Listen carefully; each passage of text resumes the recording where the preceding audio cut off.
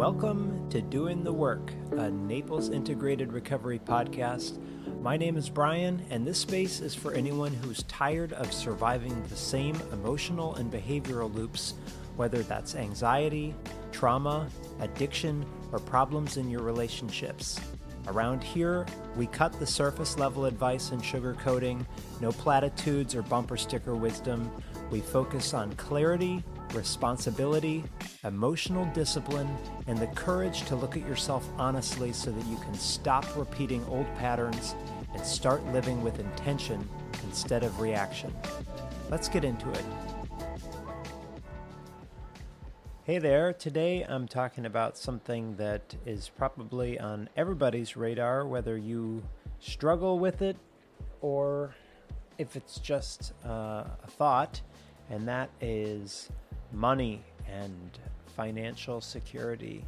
And I wanted to start with, well, I'm not going to play the scene, it's just too long, but there is a great clip from Breaking Bad, if you haven't ever watched that show, where Walt in season 5 and his wife Skylar go to their storage unit where he has a pallet of money stacked on there, and it's so much that he can't even count it and doesn't even know how much it actually is. If you search the internet, it is estimated to be somewhere in the ballpark of $80 million. But so the two of them are standing over this pallet, and Skylar asks him, "How much is enough?" And that is kind of the theme of this episode, because with my addictive wiring, the answer is a little bit more. And this makes me think, my partner kind of teases me sometimes that when we're on our phones in bed, he'll say that I'm looking at my phone and going, money, money, money, money, money, money, money, money, money. And probably there is a little bit more preoccupation with finances than there should be, compared to how much other people are struggling or suffering. But so I wanted to get to an uncomfortable question. Is the art of spending money a luxury problem? Is this something that rich people philosophize about while other people are trying to keep the lights on? I don't think so, because envy doesn't start at $1 million or $10 million. It starts in the HOA when you're living next to somebody else and you're looking at their driveway and thinking, someday I might be able to afford that blank, whatever that is. Doesn't matter if you make 40,000 or 40 million, you are dealing with comparison. And with comparison, what we're really looking at is aspiration.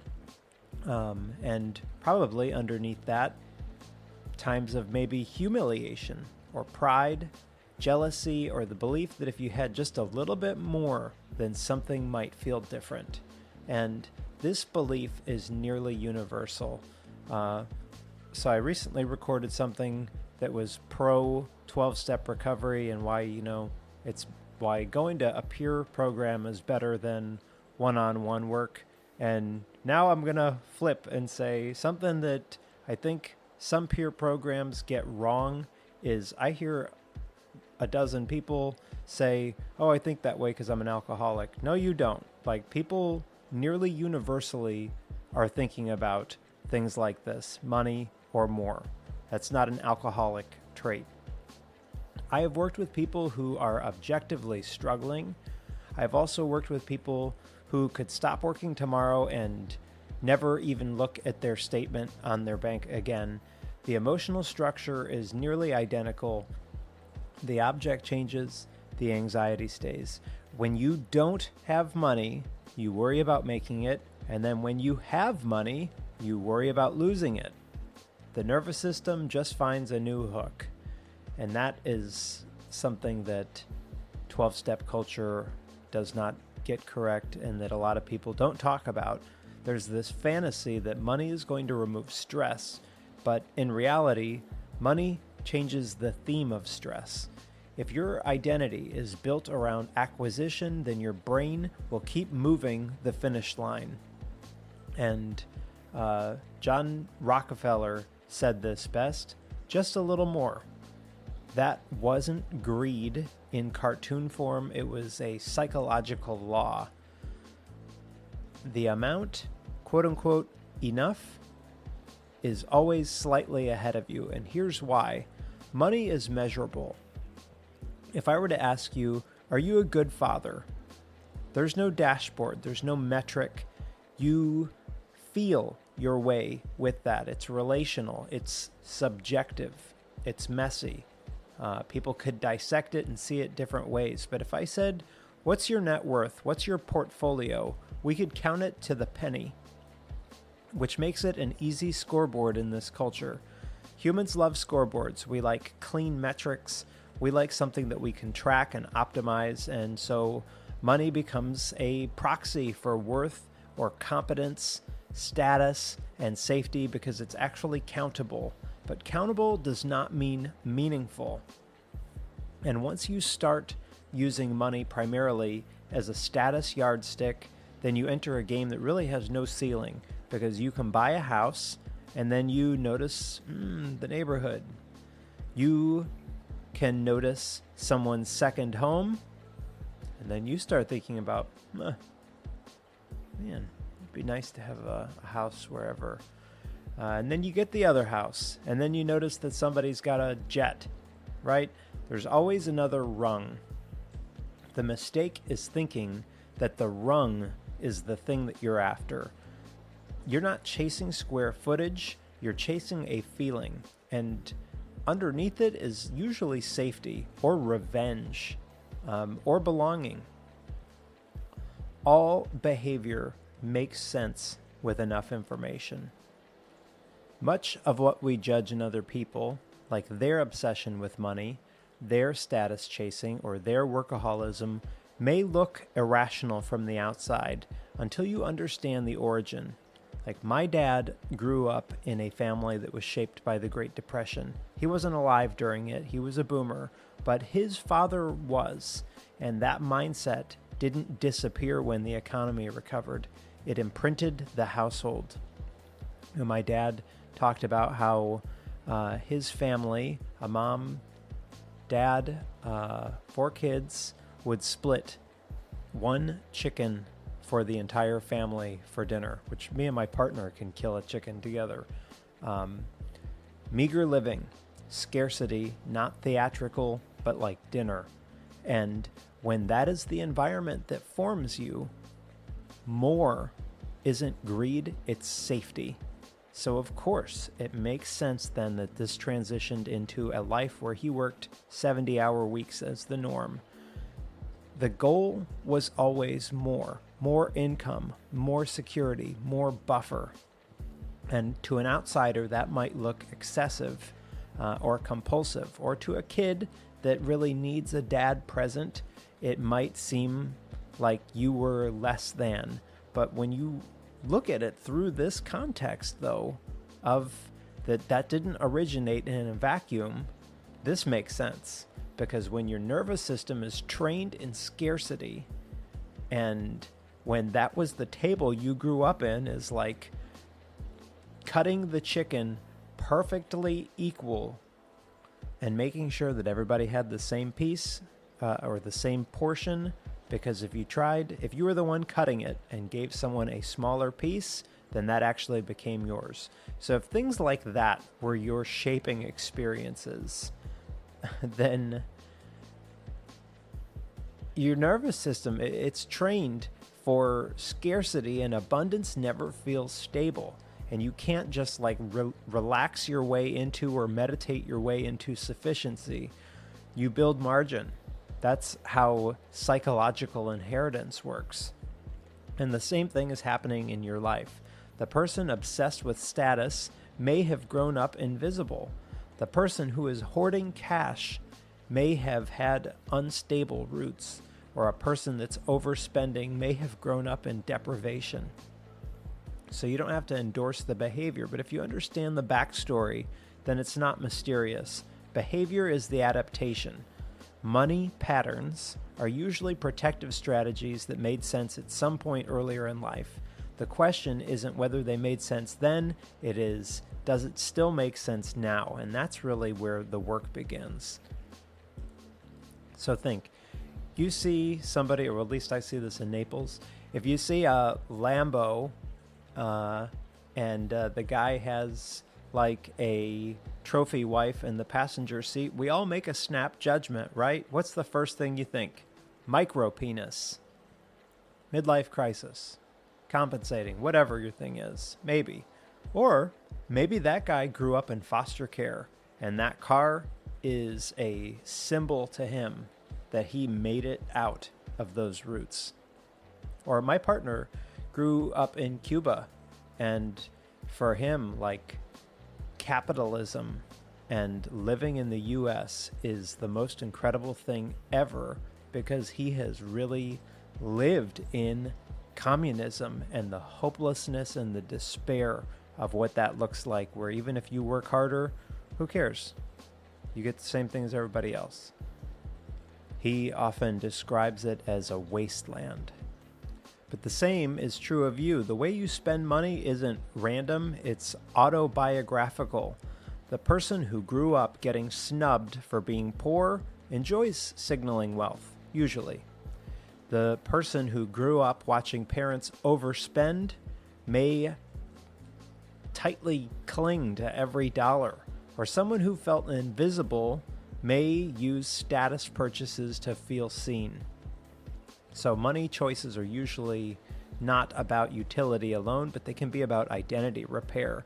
The problem is when you confuse the repair symbol for repair itself, because you can buy the car or the house or the tuition trophy, but you cannot buy an inner narrative that finally rests, because that's an inside job. That's the work.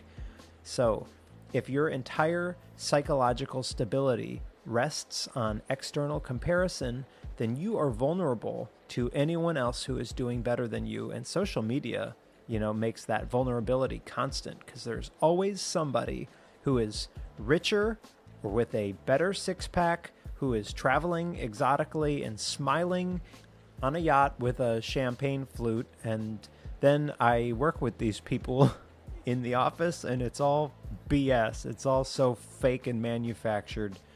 The game is not winnable. The only way out is self-examination. What do you actually value? Not what looks good in your Insta feed, not what your peers optimize, but what does your life require to feel aligned? If your goal is simply one more than that other guy, then you're outsourcing your identity. But if your goal is internal, like independence, time freedom, the ability to say no, then that's a different game. And that game has a ceiling, which means it can actually end. So that's the first pivot. Money as status is infinite, but money as independence is definable. And that distinction changes everything. I've written and recorded podcasts about lots of clients saying that they just want to be happy, which is lazy language. 'Cause happiness is a spike. It's a biochemical, like laughter. You can't laugh for 10 years straight, nonstop all the time. You can't live in permanent dopamine surge. It burns off. What people are chasing when they fantasize about money is contentment. They imagine the bigger house, the retirement account, the business, exit from the chaos of living in the corporate trenches, and the mental movie where they are thinking, this is enough. And that feeling is a drug. Contentment is durable. Happiness is episodic. The problem is that ambition and contentment can pull against each other, because ambition built modern civilization. So for anyone from a peer program who says, like, you need to just accept whatever shit hand life throws at you, I don't know about that, because had Bill Wilson been around before penicillin, then maybe he would have just said, well, maybe this is God's will, is that you die of this infection that you have. But thank God we have people that said, no, this isn't enough. I need to do more. So ambition is a good thing, but the work is keeping ambition from becoming an addiction, because the equation is pretty simple. Wealth equals what you have minus what you want. Most people exclusively focus on that first variable. They grow the income, the net worth, and the portfolio, but no one trains for the second variable. How much do you want? If your wants scale faster than your assets, then you will always feel poor, no matter what level you're at. You can 10 times your income and still feel like you're behind.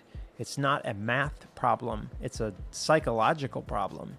And here is where scarcity becomes your ally. Christmas, for example, works because it's once a year. But if you had Christmas every Tuesday, it would just be like, it's just Tuesday. Luxury works because it's intermittent. But if it's constant, then it becomes the baseline. And when it becomes baseline, then your brain stops rewarding it. You can see this in extreme forms. Let's say that a guy has a private chef that cooks 3 5-star meals every day. From the outside, it would look incredible. And for him, it's just a typical Wednesday. That contrast is what creates pleasure.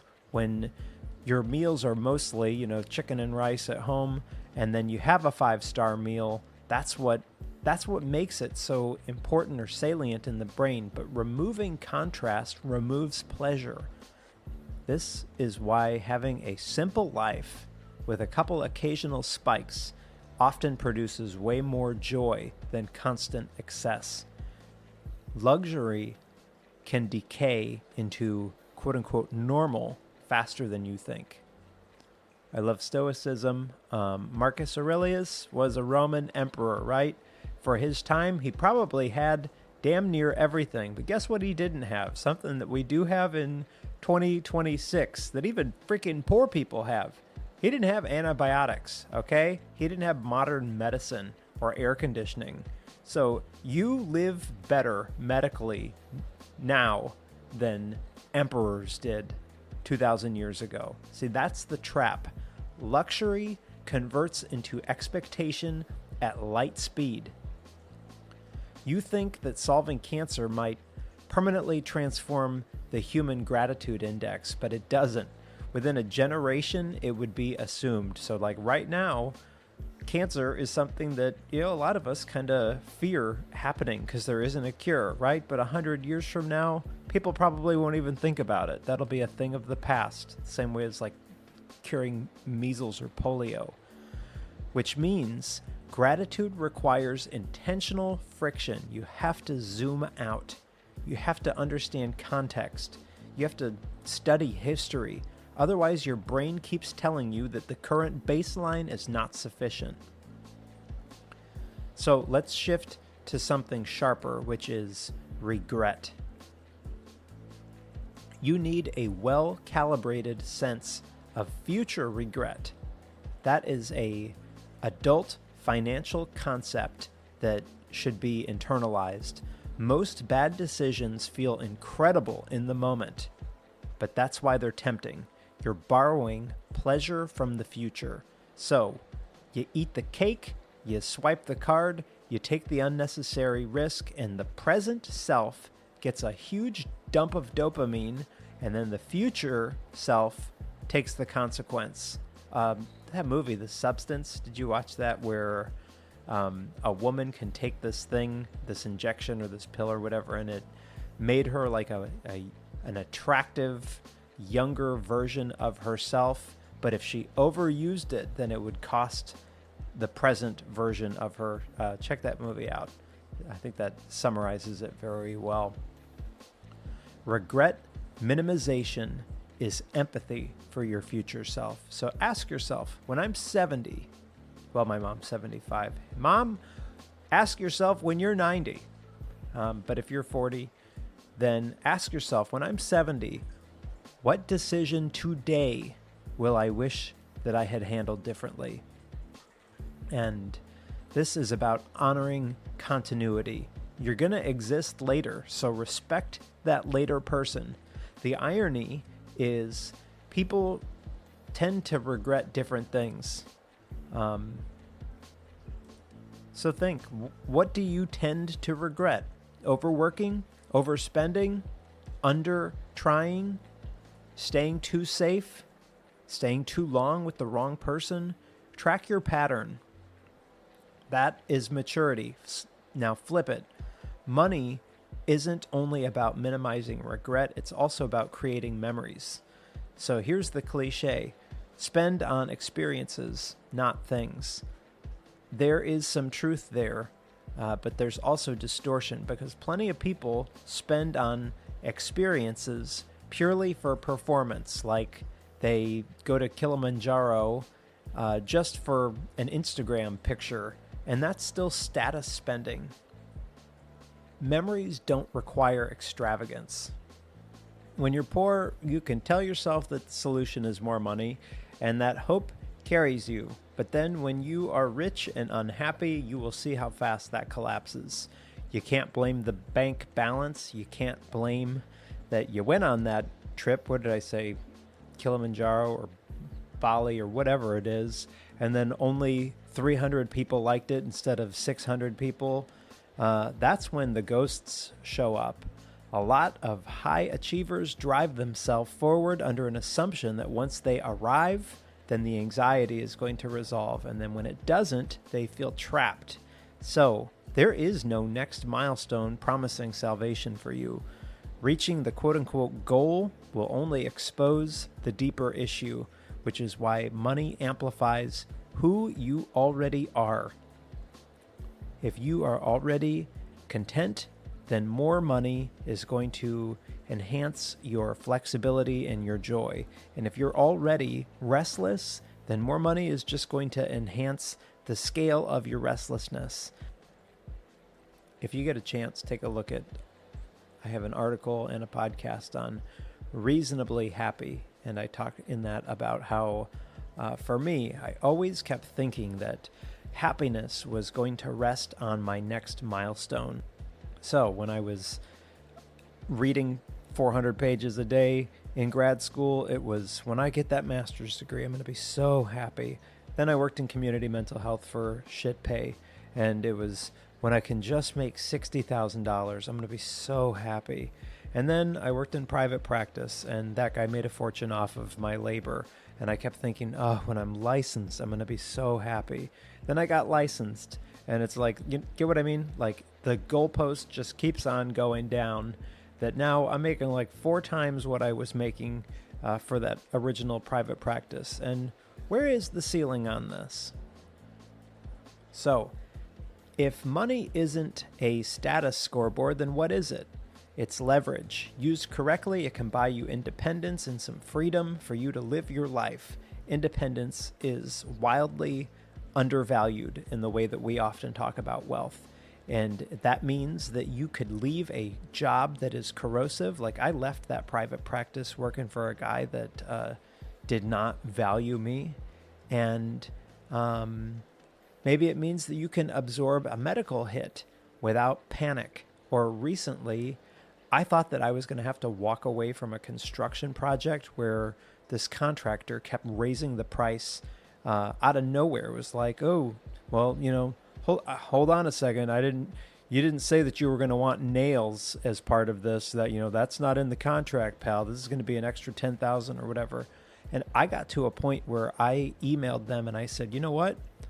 I'm ready to just forfeit this $30,000 deposit and be done with working with you, because it seems like there is no cap or limit on what this project looks like, and I'm just ready to be done with this. And probably for somebody else, that $30,000 loss might have meant like contemplating suicide. Marcus Aurelius wrote something about where when difficulty happens, you can respond in 2 ways. You can collapse and say, this has broken me, or you can say, this would have crushed someone else, And I'm fortunate that I am able to still move through this and for it to not crush me. Of course, I'm paraphrasing. But when you're financially pinned, your cognitive bandwidth narrows. Everything is survival optimization, but having some independence can widen that and allow you to choose instead of react. Okay, my microphone's going to sound different because I am not Mel Robbins and I don't have 3 hours that I can spend in front of the microphone doing stuff. I recorded half of this yesterday and I'm continuing at 6 a.m. the next day. So if it sounds weird, that's why. Anyway, I left off about being able to choose instead of react. And I have always liked this idea that saving isn't necessarily about delayed gratification, but could be about buying options, that every dollar that you save is like a token of flexibility. You won't use it every year, and some years it might feel pointless. Then something hits, like you get divorced or you get sick and have to not work for 6 months, job loss, market crash. Suddenly having that cushion is like oxygen. The mistake is thinking that wealth is the pile. Wealth is the margin. I think the goal should be for money to create freedom for you instead of psychological rigidity. Another bullet point that I had on my notes that I wanted to talk about is status illusions. When you buy a car or a new house or whatever the luxury item is, some people think that people are admiring you, but they're not. They are, more than anything, they are admiring the object. And mostly it's because they are imagining themselves with that object. So like, for example, some Naples teenager here is parking luxury cars at the Ritz-Carlton and looking at the Ferraris and brain saying, if I drove that, people would notice me. Well, maybe, but probably not. Nobody notices the driver. They picture themselves in the driver's seat. And that realization is sobering because most of your performance spending is based on an exaggerated belief that people are paying attention to you, but they're not. They are busy starring in their own life movie. I talk about the spotlight effect with clients who are anxious. It's this, thought or framework that we all live in the spotlight. People are watching. They think that I look weird. They think I look fat. They think that my shirt is, ugly, whatever. And they're not. They are focused on their own shit. They're focused on their own divorce or their own cheating husband or how overweight they are. Everybody's in their own spotlight, or everybody is starring in their own movie. And once you've internalized that, the need to perform can slow down or soften. And instead, you can start to optimize for utility instead of applause or likes online. Utility means if no one else could see it, would I still want it? And that question will cut through a lot of noise and a lot of crap in your life. If you were on an island with your spouse and your kids and a few close friends, unlimited money but no audience, what would it look like? Maybe a smaller house with a nice view, or a reliable vehicle that isn't really flashy. Probably good food, time for you and your relationships. Think about what that is for you. And if the answer is that you want a supercar because you love the supercar and you love to go fast and whatever, then that's okay too. But that exercise can strip away some of the performance. Bring in kids. You don't teach kids about money through a lecture or a Doing the Work podcast. You teach them through atmosphere. They are watching how you talk about it, how you react to bills, how you judge other people's spending, how you talk about other rich or poor people. You're modeling a financial, emotional tone. If money is always associated with panic in your voice, then they're going to absorb that. Or if you are a kind of smug superiority person walking down Fifth Ave with your $3,000 wardrobe, they notice that too. If money is a calm tool, they'll absorb that. The most important thing that you can teach a kid about money is what it cannot do, because it can buy comfort, but it can't buy character. It can buy an education, but it's not going to teach wisdom. You can buy a network, but you can't buy loyalty.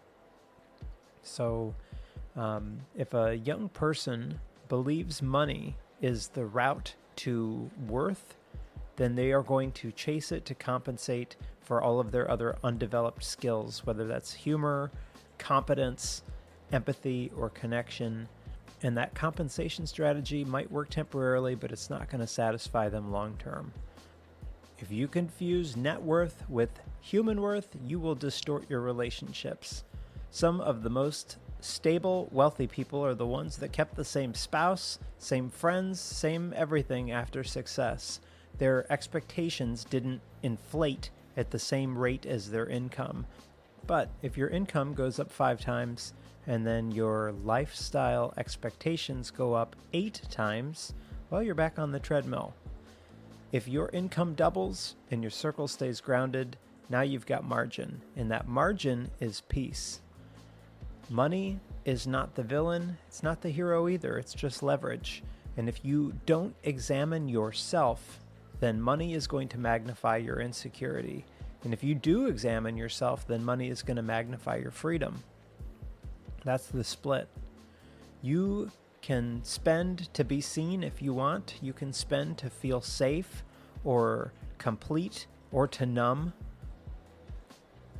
Or you can spend to buy time, to reduce stress, to protect your family, to deepen your relationships. And that difference is internal. It's not associated necessarily to a number in a bank account. The art of spending money is the art of knowing what game you're actually playing. Are you playing the status game or the envy game or the scoreboard game, or are you playing an independence game? If you're being honest, you'll probably see yourself playing all of them, at least at different times. The work is catching it. The work is noticing when just a little bit more starts to run the show. The work is managing your wants with the same discipline that you manage your income.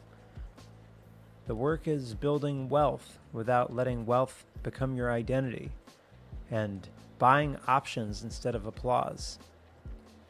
Here's an uncomfortable reality that a lot of people, I think, may already know, but they don't want to say or speak, and that is, you won't feel satisfied by the things that you acquire, but you might feel periodically grounded by alignment with what you value and how you spend, or alignment between your future self and your present decisions, or between your money and your relationships.